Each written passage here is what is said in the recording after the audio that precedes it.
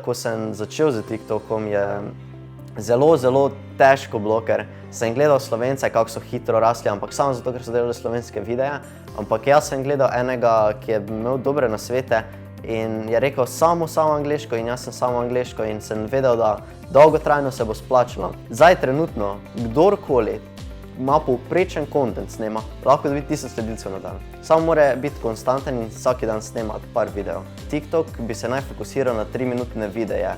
To bi zdaj novi update letos bil. Meja, ki jaz ne prestopim, je, da bi govoril o politiki ali pa se spuščal v religijo. Svet spremenijo ljudje, ki so kreativni in si upajo. To so ljudje, ki spremenijo svet, vsi ostali pa pač potem sledijo njim. Ko boš na smrtni postelji, boš obžaloval stvari, ki jih nisi naredil, ne stvari, ki si jih naredil.